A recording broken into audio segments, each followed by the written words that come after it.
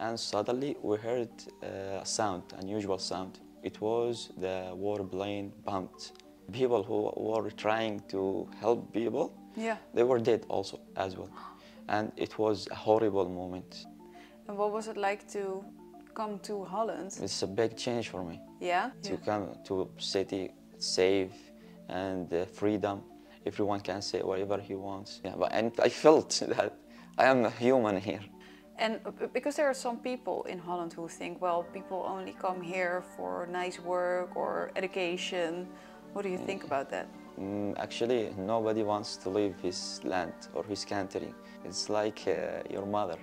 I can imagine if you have experienced war, that you sometimes lose the faith in the world. Yeah, you lose your ambition, but you have to collect yourself and start again. Yeah? How did you do that? In 2021 zijn er meer mensen op de vlucht dan ooit. Wereldwijd zijn er bijna 90 miljoen mensen op de vlucht voor oorlog en geweld.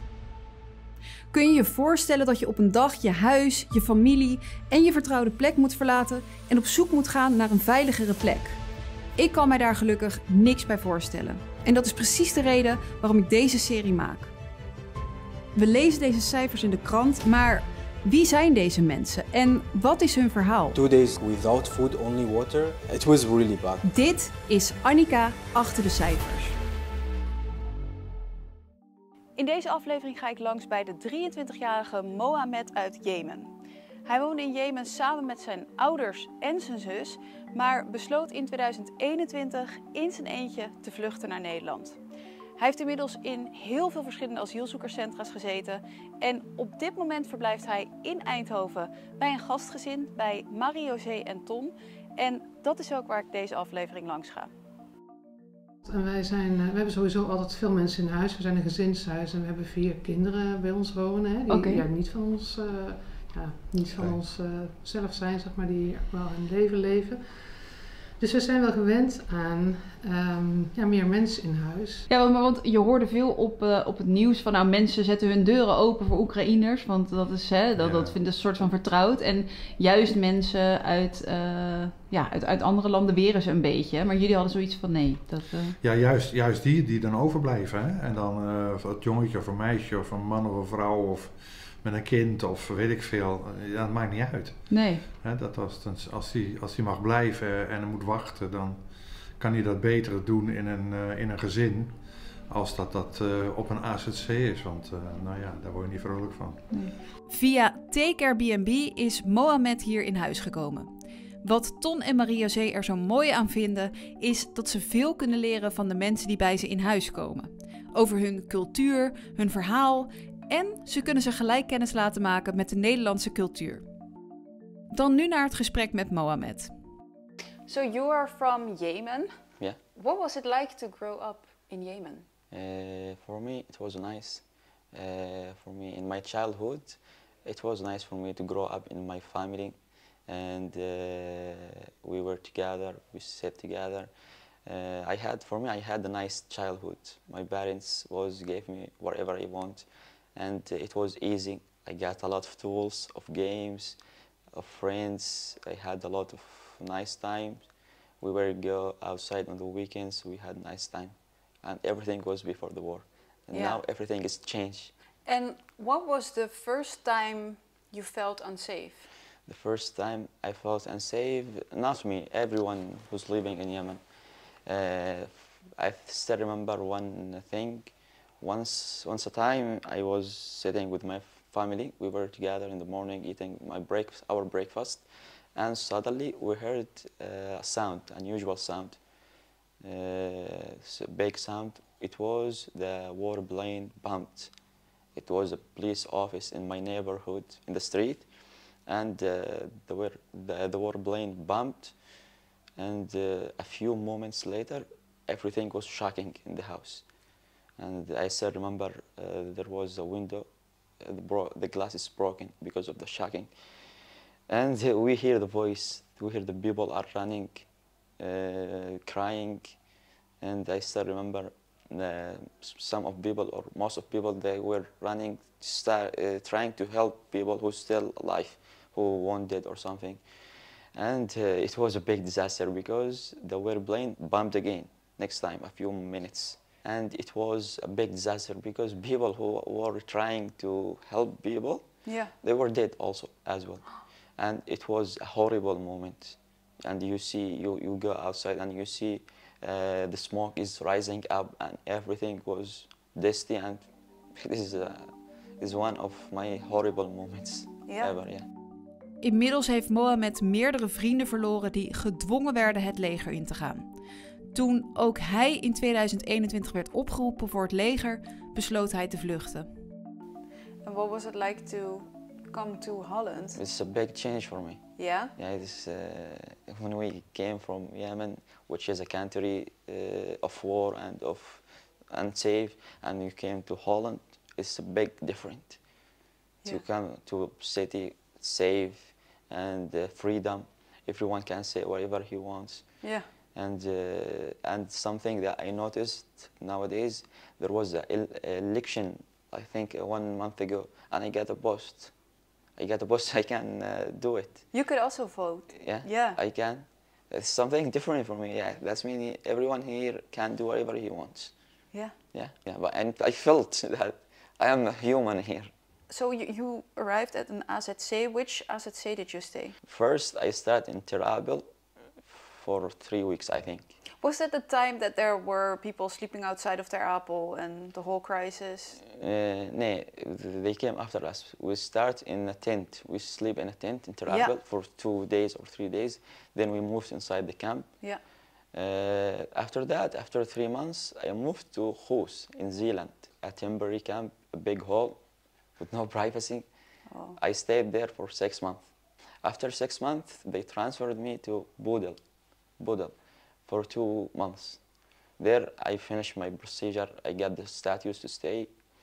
After that, I thought that I will start the life. I will start a new life. I saw myself again inside the temporary and the crisis. After Budel, I stayed in Terneuzen in Zealand. It was a crisis in an open place. It was a library for 2 weeks. And then I moved to Tilburg, Lunubzand for 2 weeks, also in sport hall. After that, I moved to Zealand, which is nearby Odin for 1 month and a half. Then to the Horse and the Maas for 2 months. Then to Landgraaf in the Limburg.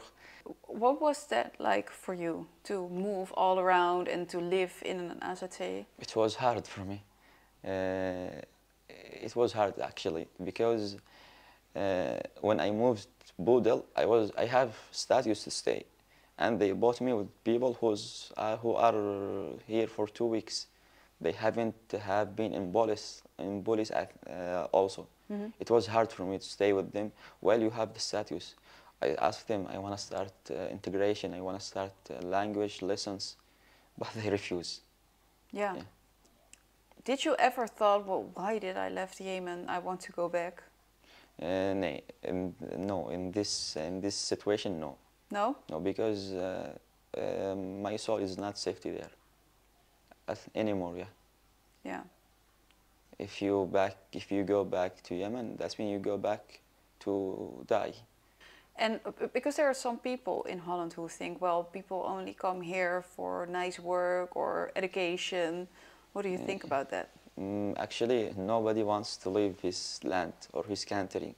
For me, if I have chance, and if the war stopped and everything goes back normal, at this moment I will leave Holland, because nobody wants to leave his country.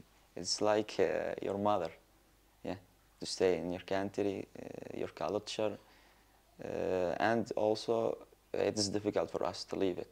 And then you got the opportunity to come and live here in this house. What is it like for you to be here, to live here in a house again, not an AZC? It's like you get outside from the AZC and to go to the house. It's like you get a family. Yeah.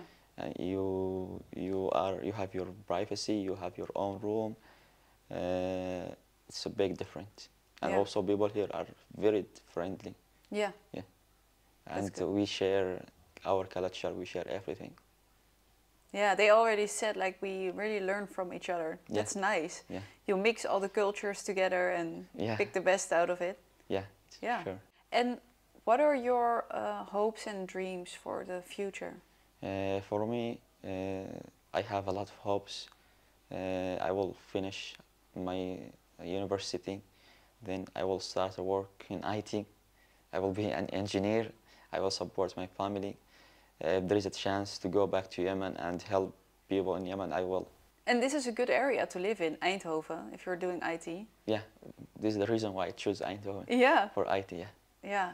So you have a lot of hopes and dreams. You didn't last.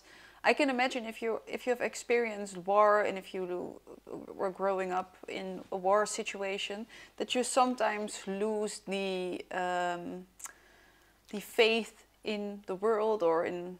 Yeah, yeah. You lose your ambition, but you have to collect yourself and start again. Yeah. How Yeah. did you do that? I don't know. Maybe it's like a gift from the God. I don't know, but you have to. You have to. Yeah. If it is difficult, but you have to. Yeah. Yeah. So what do you want to say to people who are in a difficult time of their life? What would you suggest them? Because you've also been in a difficult part of your life. Don't give up. Don't give in. Just keep fighting, and everything is gonna be okay. Yeah. Because if you don't fight for yourself, nobody will fight instead of you. You have to. Yeah, I think you're a very wise 23 I think man. Yeah, because of the situation. Yeah. You have to grow up very fast. Yeah, you have to grow up very fast. Yeah. Well, thank you so much for You're this welcome. interview. I appreciate it. Dit was de laatste aflevering van Annika achter de cijfers. En ik heb heel veel geleerd van het maken van deze serie. Vooral natuurlijk door de gesprekken die ik heb gehad met deze mensen. We zijn allemaal heel erg hetzelfde. We hebben alleen allemaal een heel ander verhaal. Zij hebben namelijk het verhaal dat ze op zijn gegroeid in oorlog. Ze moesten hun huis verlaten, hun familie verlaten, hun bekende plek naar een onbekende plek zoals Nederland. En ze zijn allemaal heel blij dat ze hier natuurlijk veilig zijn. Maar het is wel heel heftig om zoiets mee te maken. En ik vond het heel bijzonder dat ze hun verhaal met mij wilden delen en met jullie wilden delen. Ik denk dat we daar heel veel van kunnen leren. Dit was het laatste seizoen van Achter de cijfers met vluchtelingen. Volgend seizoen ben ik er weer met een Annika achter de cijfers en dan weer een nieuw onderwerp. Dus ik hoop dat ik je dan weer terug ga zien. Tot dan, dankjewel voor het kijken.